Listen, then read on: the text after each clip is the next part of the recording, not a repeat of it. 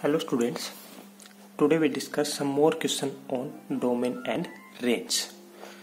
Our first question is fx equal to 1 by root x minus modulus x.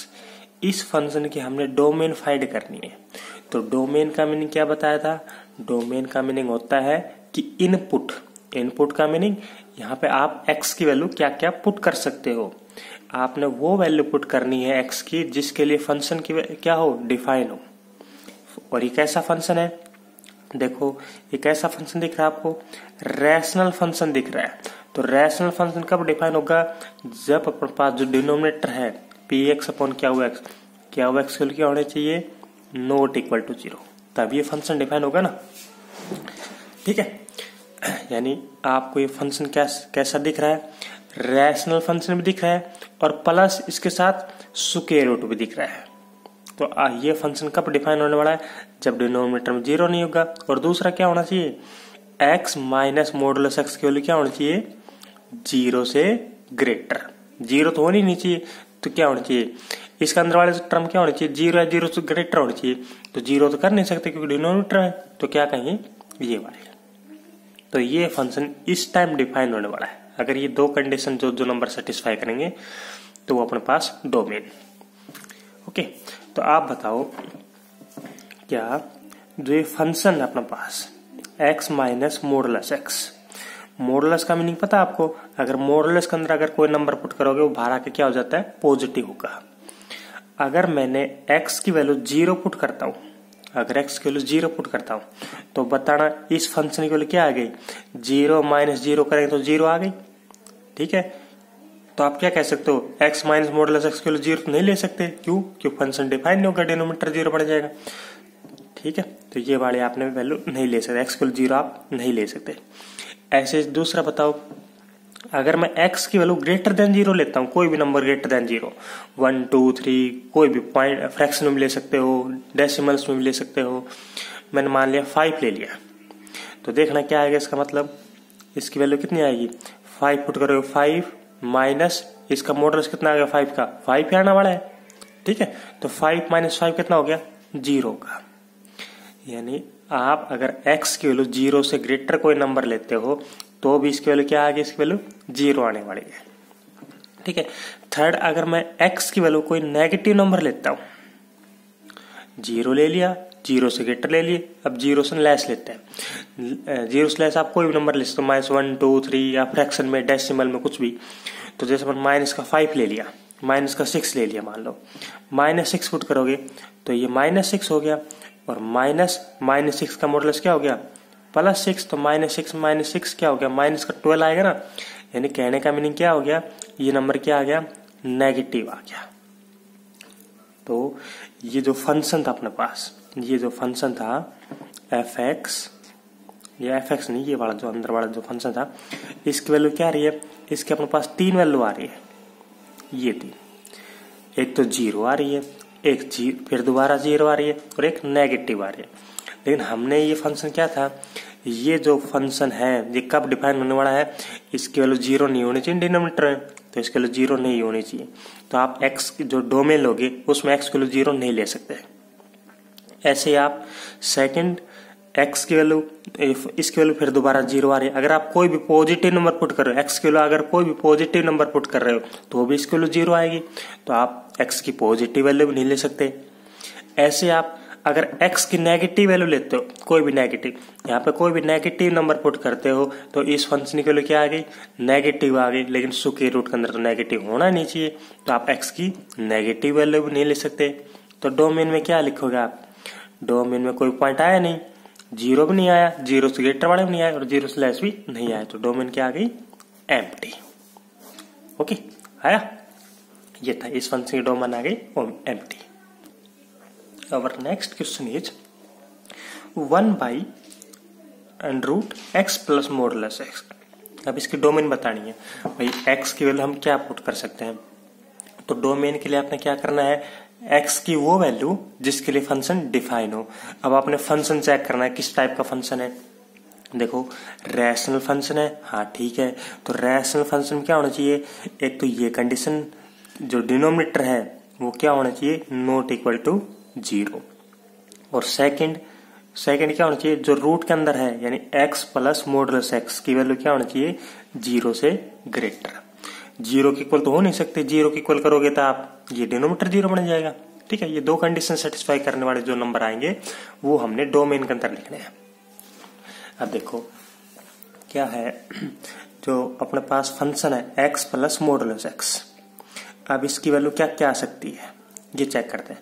अगर मैं x की value 0 लेता हूं, यहाँ पे x की वैल्यू 0 पुट करता हूं इसमें, तो कितनी आएगी, 0 का मॉडुलस 0, तो इस फंक्शन की वैल्यू आ गई अपने पास 0।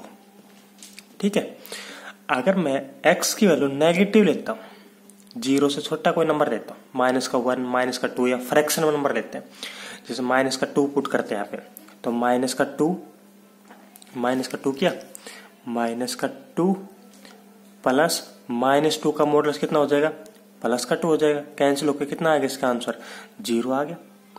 यानी x की वैल्यू अगर आप नेगेटिव लेते हो तब भी इसका आंसर कितना आएगा, 0 आ गया। आप फ्रैक्शन में पुट कर सकते हो, जैसे मैंने नेगेटिव नंबर को फ्रैक्शन में लिया, माइनस का 3.2 ले लिया, तो माइनस का 3.2 पुट करोगे, माइनस 3.2 प्लस माइनस 3.2 का मॉडुलस प्लस 3.2, कैंसिल होकर क्या आ गया, 0 आ गया। ठीक है, तो x की वैल्यू अगर आप नेगेटिव लोगे तो भी इसका आंसर 0 आ रहा है। अगर आप x की वैल्यू पॉजिटिव लेते हो, पॉजिटिव, तो इसका आंसर क्या आ गया, अगर कोई पॉजिटिव नंबर पुट करते हो, जैसे 5 पुट कर दिया, 5 जमा में 5 का मॉडुलस 5, तो 10 आ गया। 6 पुट करोगे, 7 पुट करोगे, तो ये आंसर क्या आ रहा है, हमेशा पॉजिटिव नंबर आ गया। तो x प्लस मॉडुलस x की वैल्यू क्या आ गई, पॉजिटिव आ गई। अगर x की वैल्यू 0 से ग्रेटर होगी तो उस टाइम ये पॉजिटिव। तो हमने डोमेन के अंदर कौन से पॉइंट लिखने हैं, जो फंक्शन को डिफाइन करे। और फंक्शन क्या कब डिफाइन होने वाला है, डिनोमिनेटर ये वाला फंक्शन 0 तो होना ही नहीं चाहिए, तो 0 बन रहा है एक तो यहाँ पे और एक यहाँ पे, तो x के लिए आपने ये तो ले ही नहीं सकते। ओके, और थर्ड कंडीशन, ये नेगेटिव नहीं होना चाहिए, पॉजिटिव होना चाहिए। तो x plus modulus x positive है, तो डोमेन क्या आ गई, यानी x के लिए आपने क्या ले रखी उस टाइम, x की वैल्यू ले रखी है 0 से इन्फिनिटी, 0 शामिल नहीं कर रहा, ओपन इंटरवल 0 to इन्फिनिटी। ठीक है, ये है। Our third question is 1/√x minus greatest integer x। तो ये x minus greatest integer x है, तो आपको ग्रेटेस्ट इंटीजर x का मीनिंग तो पता लग गया, पता है क्या है। अगर मैं 2.3 का ग्रेटेस्ट इंटीजर करूं तो कितना आता है, 2.3 का 2 आता है, 2 आएगा। अगर अपने पास में -3.9 का करूं तो -3.9 का कितना आता है, -4। इससे छोटा बड़ा इंटीजर लिखना है, हमेशा इससे छोटे बड़ा इंटीजर। तो -3.9 छोटा इंटीजर -4 होता है, 2.3 छोटा इंटीजर 2 होता है। तो ये अपने पास ग्रेटेस्ट इंटीजर है। अब क्या है, इसकी हमने डोमेन लिखनी है। तो डोमेन देखो कैसा फंक्शन है, रैशनल फंक्शन है। तो रैशनल फंक्शन कब डिफाइन होता है, जब अपने पास ये नॉन जीरो हो, डिनोमिनेटर क्या हो, डिनोमिनेटर जो है नॉन जीरो हो, और सेकंड क्या होना चाहिए, x minus greatest integer x के लिए क्या होना चाहिए, ग्रेटर देन 0, तब ये फंक्शन डिफाइन होगा ना। ओके, अब देखते हैं ये 0 कहाँ बनता है। एक आपको मैं बता देता हूँ, ये जो अंदर वाला जो टर्म है x minus greatest integer x, ये कैसा फंक्शन है, इस फंक्शन का स्पेशल नाम दिया था, it is fractional part function. Fractional part function है, ये पढ़ा था ना आपने, लास्ट वीडियो में डिस्कस भी किया था। ये जो फंक्शन होता है उसकी वैल्यू फ्रैक्शनल पार्ट फंक्शन होता है, और इसके आपने डोमेन भी पढ़ी थी और रेंज भी पढ़ी थी।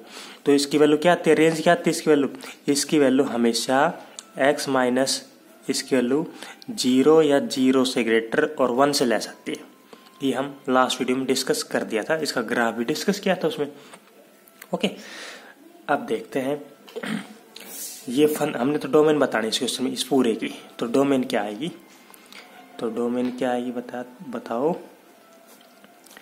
देखो आपको ये पता होना चाहिए क्या, अगर x माइनस ये वाली, इसकी अगर मैं यहाँ पे कोई भी इंटीजर लूँ, मान लो 1 ले लिया, तो 1 माइनस 1 का ग्रेटेस्ट इंटीजर कितना आना है, 1 ही आना है। इंटीजर कोई भी इंटीजर का ग्रेटेस्ट इंटीजर फाइंड करो, वो इंटीजर खुद ही आएगा। 1 का 1, 2 का 2, 3 का 3।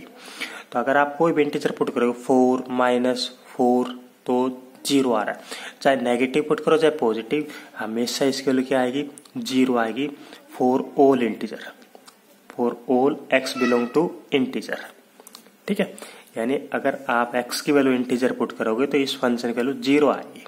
तो हमें एक बात ये पता लगे, क्या इस फंक्शन की वैल्यू जीरो नहीं आनी चाहिए, नहीं आनी चाहिए।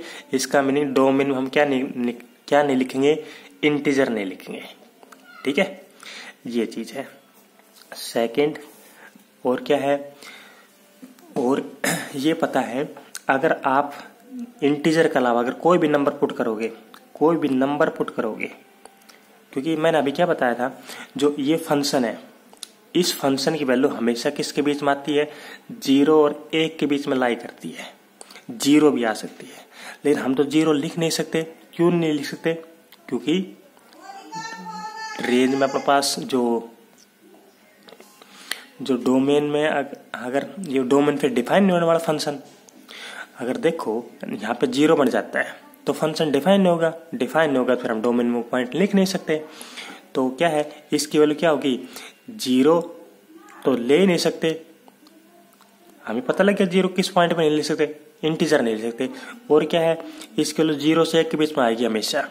अगर ये वैल्यू हमेशा जीरो से एक के बीच में आएगी तो ये फंक्शन हमेशा डिफाइन होगा, होने वाला है। क्या है, देखो मैं दोबारा बताता हूँ, क्या बताया मैंने, ये जो फंक्शन है, ये जो अपने पास फंक्शन है ये बड़ा, ठीक है, इस फंक्शन की वैल्यू हमने क्या होनी चाहिए, एक तो नेगेटिव नहीं आनी चाहिए।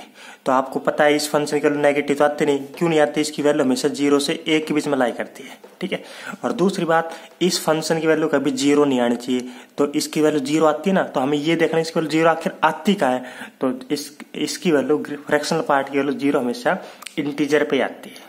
तो आपने x की वैल्यू इंटीजर नहीं लिखनी है, क्योंकि अगर इंटीजर लोगे तो ये वैल्यू क्या आ रही है, जीरो आ रही है। और तो सब जगह डिफाइन हो रहा है क्योंकि इसकी वैल्यू जीरो से के बीच में लाई करती है। तो आप डोमेन क्या लिखोगे, डोमेन में सारे पॉइंट लिखोगे लेकिन इंटीजर नहीं लिखोगे, r माइनस इंटीजर, z है इंटीजर के लिए। आया, देखो नेक्स्ट है 1/√x plus greatest integer x। तो वही सेम पार्ट है ना, तो क्या होना चाहिए, डिनोमिनेटर जीरो नहीं होना चाहिए, इसके लिए जीरो नहीं होनी चाहिए और नेगेटिव नहीं होनी चाहिए। ये दो कंडीशन देखनी है हमने, वो x की वैल्यू नहीं लिखनी जो जीरो और नेगेटिव बढ़ाती है, पॉजिटिव वाली लिखनी है। तो देखो मैं इसकी वैल्यू निकालता हूँ, x plus greatest integer x की वैल्यू। अगर x की वैल्यू मैं जीरो लेता हूँ तो इसकी वैल्यू क्या आ गई, अगर x की जीरो लेंगे तो जीरो, जीरो का ग्रेट इंटीजर जीरो, तो इसकी वैल्यू आ गई जीरो। ठीक है, अगर x की वैल्यू मैं जीरो से ग्रेटर लेता हूँ, जीरो से ग्रेटर मान लो 1 2 3 कुछ या फ्रैक्शन में भी ले सकते हैं। तो मान लो मैंने ले लिया 5 ले लिया, 5 प्लस 5 का 5 क्या आने वाला, तो 5 प्लस 5 10 हो गया, यानी पॉजिटिव आ रहा है।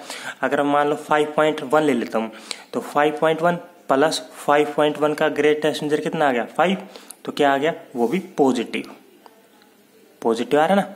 ठीक है, अब मैं अगर x के लिए नेगेटिव लेता हूँ, कोई भी नेगेटिव नंबर यहाँ पुट करूँ, तो जैसे माइनस का 6 ले लिया, माइनस का 6 फिर प्लस -6 का तो आंसर जीरो आ गया।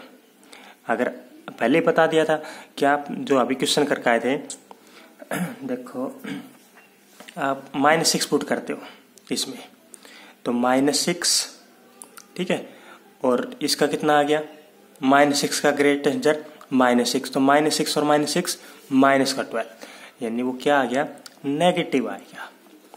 ठीक है, तो आपने डोमेन में क्या लिखना था, डोमेन में वो सारे पॉइंट लिखने जो इसको जीरो और नेगेटिव ना बनाते हो। तो इसको जीरो कौन सा बना रहा है, x जीरो बना रहा है, ये आपने लिखना। नेगेटिव अगर ये नेगेटिव बना रहा है तो आपने ये भी नहीं लिखना। तो डोमेन कौन से पॉइंट आएंगे, जीरो से ग्रेटर वाले, जीरो से ग्रेटर वाले पे फंक्शन की वैल्यू क्या है, पॉजिटिव है। तो डोमेन आ गई इसकी क्या, कितनी, जीरो से इन्फिनिटी। ओके, ये था। Next question is find domain of 1/log 1 minus x to the base 10। ये अपने पास बेस में 10 लगा रखा है। ठीक है, log हमेशा s से रिप्रेजेंट करता है। अगर अपने पास कोई log का फंक्शन है, पहले मैं log की कुछ प्रॉपर्टी बता देता हूँ। क्या है, अगर कभी भी log का फंक्शन लिख आ जाए, log में हमेशा कुछ ना कुछ बेस में लिखा जाता है, log a base to x कोई नंबर है, ठीक है। तो ये जो फंक्शन है, ये वाला फंक्शन कब डिफाइन होता है, ये वाला फंक्शन कब डिफाइन होने वाला है, जो बेस में आप जो भी नंबर लिखोगे वो हमेशा पॉजिटिव, 0 से बड़ा नंबर लिखना है, 0 भी नहीं लिखना है यहाँ पे, और इसकी वैल्यू कभी भी 1 नहीं होनी चाहिए। ये log का फंक्शन कभी भी डिफाइन करते हैं तो इसकी वैल्यू क्या होनी चाहिए, 0 से ग्रेटर, और इसकी वैल्यू 1 नहीं होनी चाहिए, ओके। सेकंड, और जो x है यहाँ पे जो नंबर लिखा है log के साथ जो फंक्शन आया है वो x हमेशा ग्रेटर देन 0। ये log की कुछ प्रॉपर्टी है। log अगर फंक्शन डिफाइन होता है तो ये वाली सेटिस्फाई होनी चाहिए, ठीक है।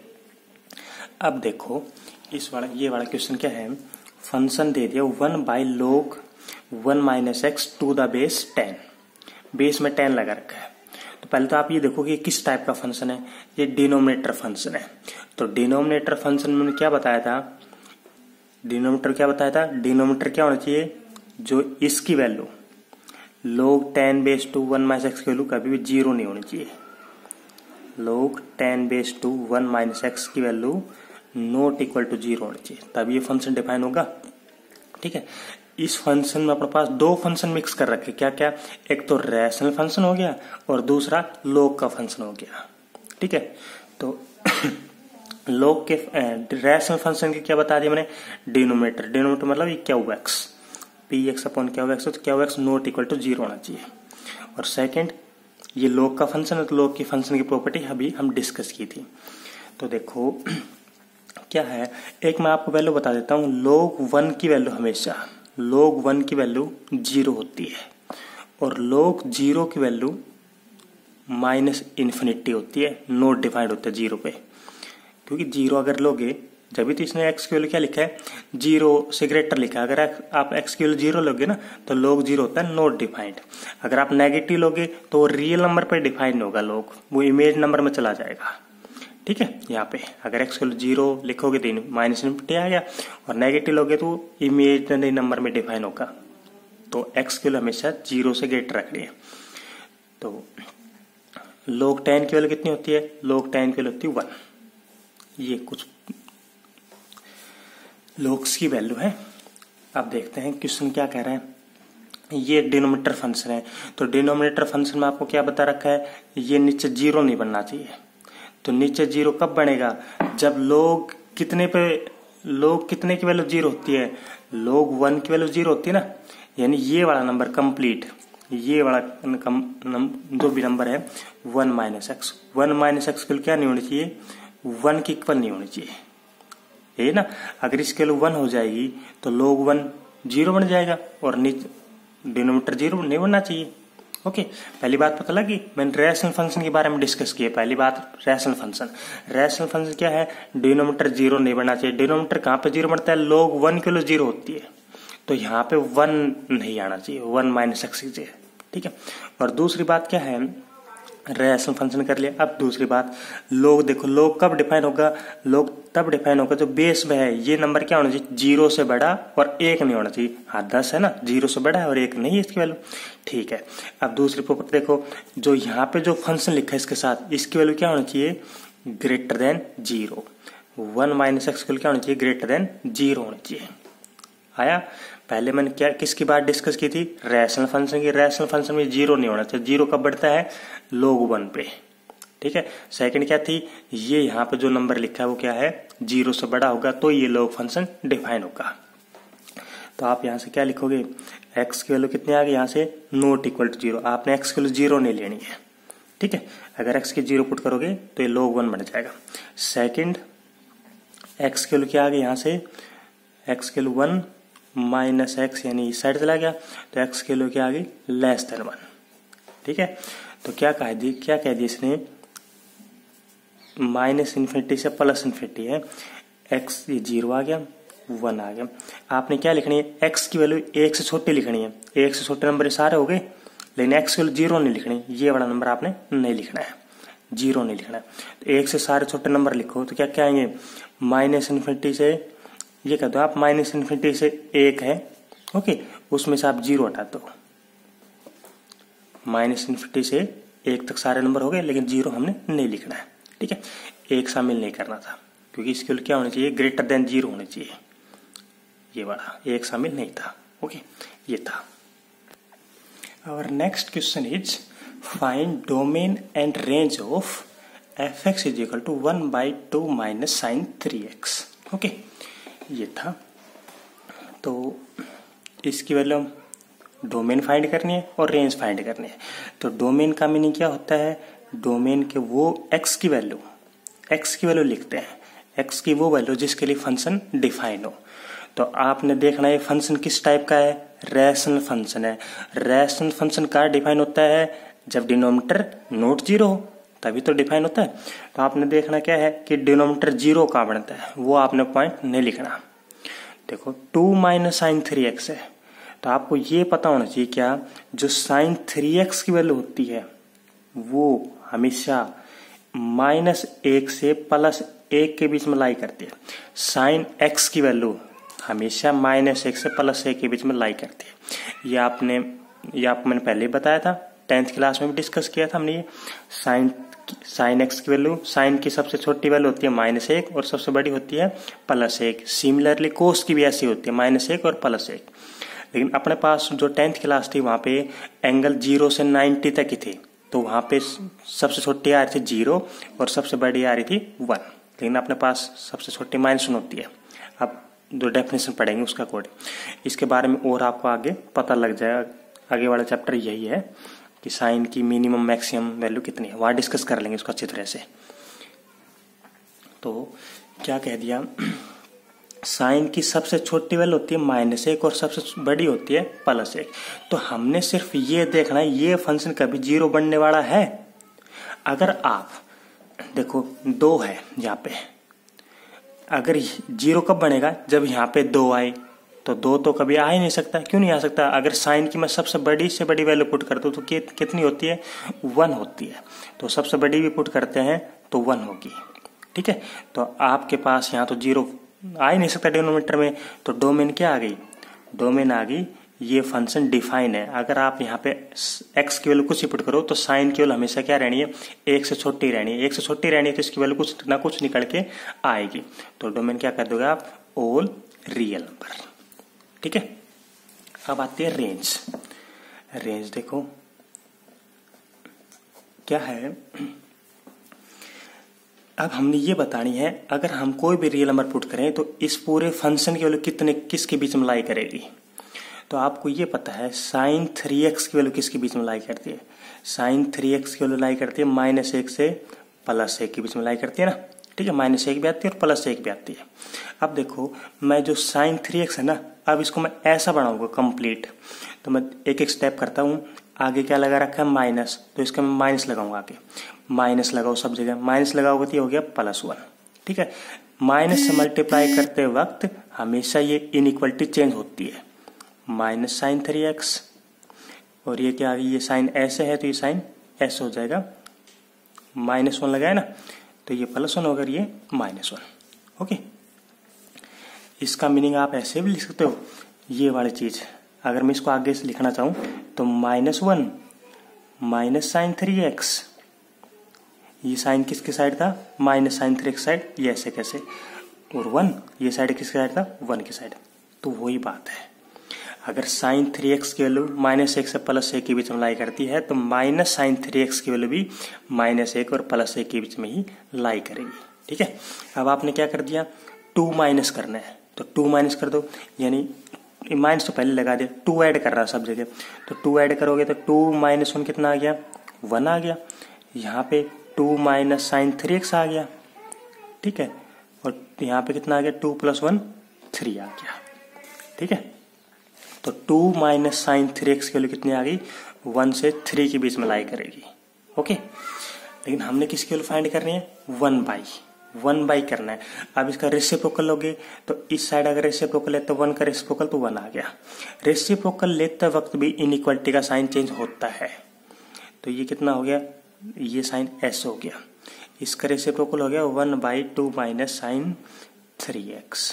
इसका रेसिप्रोकल ये इनइक्वालिटी चेंज होगी, ऐसे साइन 1/3। ठीक है, अब इसको आप इस इनइक्वालिटी को ऐसे नाम रख सकते हो, यहां से लिखना स्टार्ट कर दो 1/3। ठीक है, फिर 1/2 माइनस साइन 3x और ये 1। देखो ये साइन 1 इसकी साइड करना है तो इसकी साइड करना है, ये 1 की साइड खुला है तो 1 की साइड खुला करना है। तो इसका मीनिंग क्या हो गया, जो ये फंक्शन है अपने पास, ये था फंक्शन 1/2 माइनस साइन 3x, ये था ना 1/2 माइनस साइन 3x।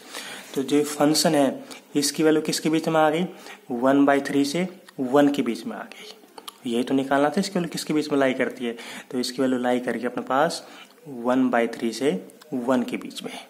ओके, ये भी शामिल है, ये भी शामिल है, तो रेंज आ गई ये वाली। इसकी वैल्यू बतानी थी किसके बीच में लाई करेगी, इसके बीच में लाई करेगी। Our next question is f(x) is equal to x square upon 1 plus x square. या ये फंक्शन ऐसे भी लिख सकता है, f कोई फंक्शन है, f कोई फंक्शन है, कैसे, उसमें ऑर्डर्ड पेयर लिख दिया x, y, ये y की वैल्यू है, तो y तो होता है अपने पास f(x), ये लिख लिया। ऐसे लिखो चाहे ऐसे भी लिख सकता है, क्वेश्चन में सेम बात है। अब इसकी डोमेन रेंज फाइंड करनी है, तो डोमेन का मीनिंग क्या होता है, x की वैल्यू। तो x की वैल्यू बताओ, x की वैल्यू क्या पुट करें, रैशनल फंक्शन है, तो रैशनल फंक्शन का डिफाइन होता है डिनोमिनेटर नॉट 0। तो आप देखो अगर आप यहाँ पे x की कोई भी नंबर पुट करोगे तो कभी 0 बनेगा, नहीं बनेगा। क्यों, स्क्वायर है, स्क्वायर करोगे तो कोई भी नंबर का स्क्वायर करोगे तो क्या आना है, 0 है, 0 से ग्रेटर तो आना है। तो उसमें 1 ऐड करोगे तो हमेशा क्या हो गया, 0 से बड़ा आएगा। 1 प्लस एक्स स्क्वायर तो हमेशा क्या है, 0 से ग्रेटर तो होता है, 0 भी नहीं होता इसकी वैल्यू तो। ठीक है, तो क्या कहोगे, डोमेन में कौन से पॉइंट आए, डोमेन में पॉइंट आओगे ऑल रियल नंबर। आप एक्स की वैल्यू कुछ भी पुट कर सकते हैं यहाँ पे। ठीक है, अब नेक्स्ट स्टेप है रेंज। तो रेंज कैसे फाइंड करें, मैंने आपको बता रखा था कि अगर एल्जेब्रिक इक्वेशन हो, एक्स और वाई के अगर फॉर्म में कोई इक्वेशन हो तो आपने वो 4 स्टेप लगाने हैं। 4 स्टेप क्या था, सबसे पहले f(x) को y पुट करना है। ठीक है, ये कर दिया। नेक्स्ट स्टेप में क्या था, यहां से सोल्व करके x की वैल्यू फाइंड करनी है। तो x की वैल्यू कैसे करें, क्रॉस मल्टीप्लाई कर दो, y plus x square y is equal to x square. एक्स की टर्म एक साइड करो तो y is equal to x square minus x square y. Common कितना आ गया, कॉमन आ गया एक्स स्क्वायर, बच गया 1 माइनस वाई। तो एक्स स्क्वायर की वैल्यू कितनी आ गई, y अपॉन 1 माइनस वाई। तो x की वैल्यू कितनी आ गई, यहां से x की वैल्यू आ गई y अपॉन 1 माइनस वाई का रूट। ठीक है, ये आ गया। अब नेक्स्ट स्टेप क्या था, नेक्स्ट स्टेप था क्या, थर्ड स्टेप, हमने y की वैल्यू फाइंड करनी, y की पॉसिबल वैल्यू क्या क्या हो सकती है, यही था ना। अब y की वैल्यू कैसे करें, देखो स्क्वायर रूट है तो स्क्वायर रूट में क्या होता है, ये फंक्शन क्या होना चाहिए, नेगेटिव नहीं आना चाहिए, पॉजिटिव होना चाहिए। और सेकंड बात क्या बताई थी, डिनोमिनेटर क्या होना चाहिए, नॉट इक्वल टू 0। ठीक है, देखो कैसे करें, ये नंबर यानी ये फंक्शन क्या होना चाहिए, y अपॉन 1 माइनस वाई क्या होना चाहिए, 0 से ग्रेटर होना चाहिए। ठीक है, अब बताओ y की वैल्यू कैसे निकाले, y की वैल्यू मैंने रियल लाइन डिफाइन की, माइनस इन्फिनिटी प्लस इन्फिनिटी। ठीक है, अब आप बताओ यहाँ पे पॉइंट क्या लिखे, पॉइंट वो लिखो जिसको 0 बनाता हो। y की वैल्यू कौन सा 0 बनाता है, 0, और यहां से y कौन सा बनाता है, 1। ठीक है, फ्रैक्शन में आप ऐसे पॉइंट निकालने। अब देखो क्या, अगर माइनस इन्फिनिटी से 0 के बीच में कोई पॉइंट ले, मान लो मैंने ले लिया माइनस का 2 ले लिया, तो -2 पुट करोगे यहाँ पे, तो माइनस का 2 अपॉन 1, माइनस करोगे तो प्लस का 2 हो गया। ये नंबर क्या आ गया, -2 अपॉन 3, नेगेटिव आ रहा है तो क्या कहोगे, नेगेटिव। ठीक है, 0 से 1 के बीच में कोई पॉइंट लो, 0.5 ले लिया, तो यहाँ पुट करोगे 0.5, 1 माइनस 0.5, ये पॉजिटिव आ गया ना, ये भी पॉजिटिव, पॉजिटिव बटे पॉजिटिव, पॉजिटिव आएगा। 1 से इन्फिनिटी कोई पॉइंट लोगे, मान लो 2 ले लिया, तो 2, 1 माइनस 2 -1, ऊपर 2 है नीचे -1 है, तो क्या आ गया, नेगेटिव आ गया। ठीक है, हमने वैल्यू किसकी लिखनी थी कि ये नंबर क्या हो, 0 से ग्रेटर हो, ये लिखना था। जो स्क्वायर रूट था ये नंबर क्या होना चाहिए, 0 से ग्रेटर होना चाहिए। तो रेंज क्या आ गई, y की वैल्यू क्या आ गई, y की वैल्यू आ गई 0 से 1 के बीच में। ठीक है, अब आपने ये देखना है क्या एंड पॉइंट लेने हमने 0 और 1 लेना है।